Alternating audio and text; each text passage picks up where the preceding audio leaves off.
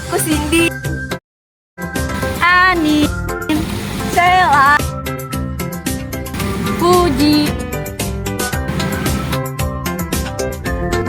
dan Helmi.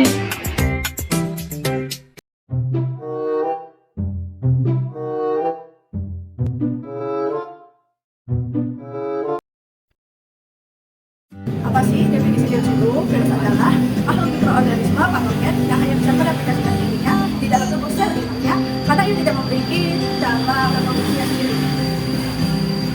Virus biasa menginfeksi manusia, tumbuhan, hewan, bahkan bakteri. Virus yang menginfeksi bakteri disebut bakteri apa? Sementara yang lain dia biasa disebut sebagai virus biasa.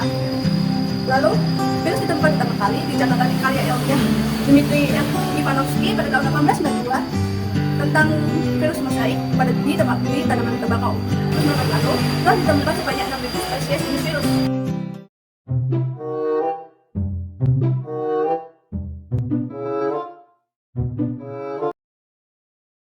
Selanjutnya adalah karakteristik virus. Nah, sekarang karakteristik virus itu apa aja sih? Nah, virus yang pertama yaitu menghidup dan juga kolaps.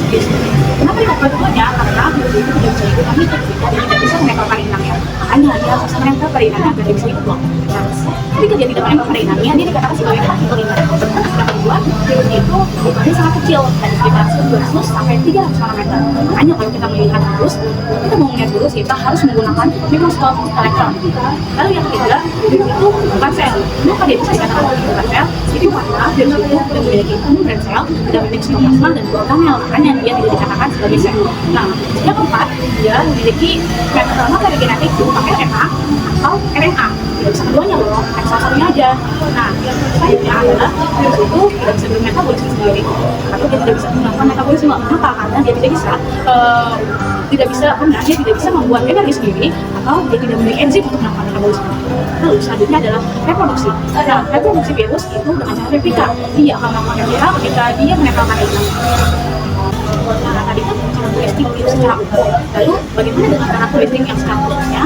Pertama, pada virus tumbuhan dan juga virus hewan. Nah, ada sih.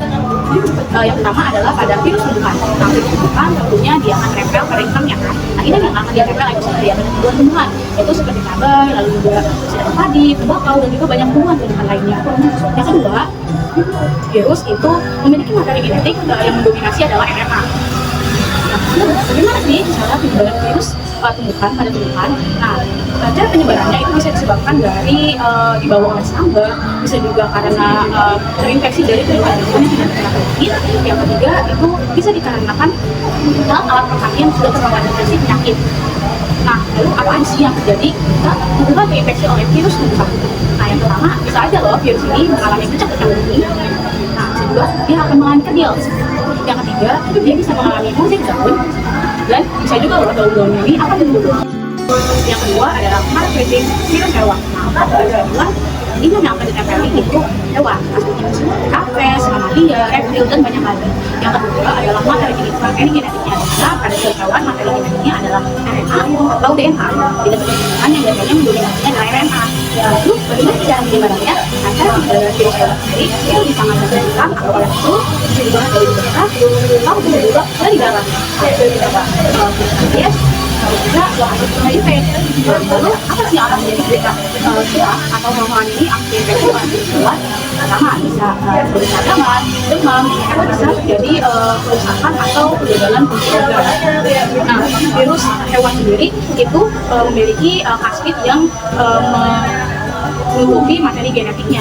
Lalu beberapa virus juga itu memiliki struktur lipid di beberapa virus.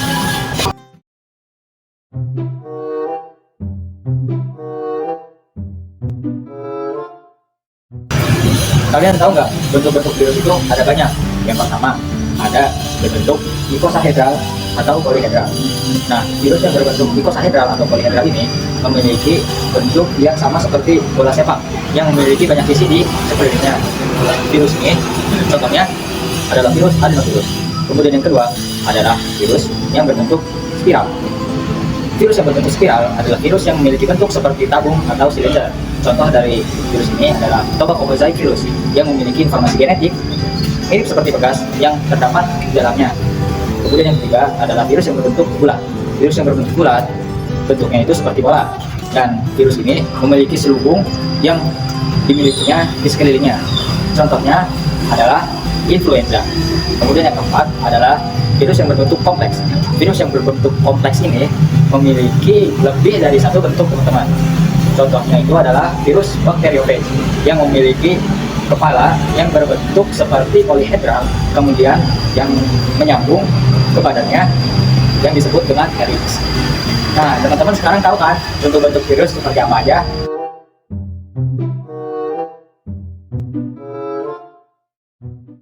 Kalian tahu gak sih virus dapat menyerang berbagai jenis makhluk hidup mulai dari manusia, tumbuhan, hewan, hingga bakteri.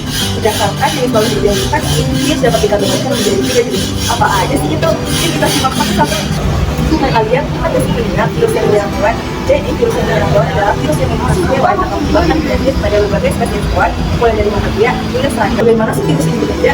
Jadi virus ini menginfeksi sel-sel tubuh hewan dan berkembang biak di dalamnya. Seringkali menyebabkan gangguan fungsi organ tubuh ataupun sistem tubuh yang mengarah pada gejala penyakit. Virus yang paling terkenal yaitu adalah virus rabies dan juga virus corona yang awalnya hanya beredar pada hewan sebelum ditularkan ke manusia. Menarik kan?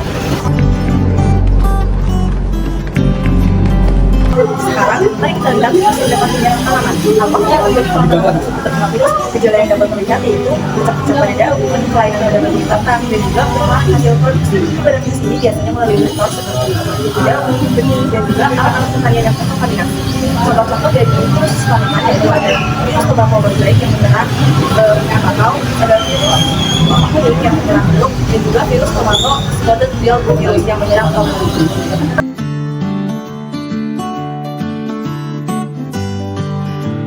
Dan yang terakhir ada virus bakteri. Ternyata virus juga dapat menyerang bakteri loh. Virus ini dikenal dengan nama bakteriofag. Apa sih yang menyerang dari bakteriofag? Jadi bakteriofag ini tidak menyerang atau infeksi tubuh manusia ataupun hewan. Virus ini tidak hanya menginfeksi atau menyerang bakteri saja seperti Escherichia coli dan lain-lain. Selain itu, bakteriofag juga memiliki struktur tubuh yang khas, biasanya terdiri dari kepala yang berbentuk icosahedral yang mengandung materi genetik seperti RNA dan juga DNA. Selain itu, ada juga terdapat ekson yang digunakan untuk mengikat atau menyuntikkan materi genetik ke dalam sel bakteri. Fearsome killing machines. Fortunately, they leave us humans alone and target exclusively bacteria. Phages stick to their prey with leg-like fibers, which trigger their shaft to ram a needle into the bacterial house. Lalu bagaimana cara penetrasi? Ada beberapa tahap, yaitu tahap pertama, tahap pelepatan, tahap kedua, tahap penetrasi, tahap ketiga, tahap pelepasan selubung, yang kemudian ada tahap perakitan, dan yang terakhir adalah tahap pelepasan virus dengan 2 metode, yaitu metode lisis ataupun metode tunas, tergantung bagaimana virus akan melakukannya.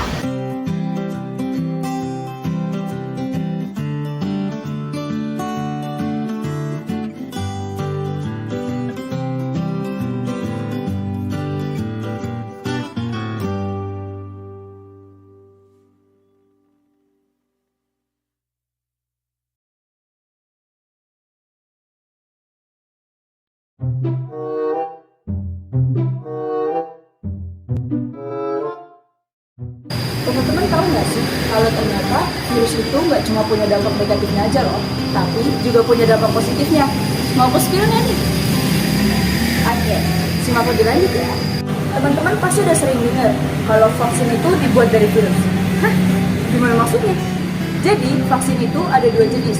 Yang pertama adalah vaksin yang dibuat dari virus yang dilemahkan, dan yang kedua adalah vaksin yang dibuat dari virus yang dinonaktifkan.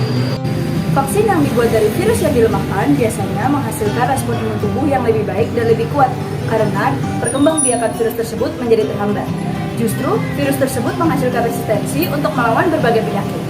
Sedangkan vaksin yang dibuat dari virus yang dinonaktifkan, contohnya seperti vaksin virus COVID-19. Virus COVID-19 tersebut akan dinonaktifkan dan diubah menjadi tidak berbahaya sehingga dapat melawan berbagai penyakit, contohnya seperti penyakit COVID-19. Dan yang kedua, pemanfaatan virus di bidang pertanian. Contohnya seperti penggunaan bakulovirus. Bakulovirus sebagai agen pengendalian populasi hama sehingga dapat mengurangi penggunaan pestisida berbahaya pada tanaman. Dan yang terakhir, pemanfaatan virus di bidang bioteknologi. Contohnya seperti penggunaan bakteriofag. Bakteriofag sebagai agen pengendalian pertumbuhan bakteri sehingga dapat menjaga kualitas makanan dan umur waktu simpan makanan untuk jauh lebih lama. Nah, itu tadi penjelasan tentang pemanfaatan virus di berbagai bidang kehidupan. Jadi sekarang teman-teman udah pada tahu ya, kalau ternyata virus itu nggak cuma punya dampak negatifnya aja, tapi juga punya dampak positifnya.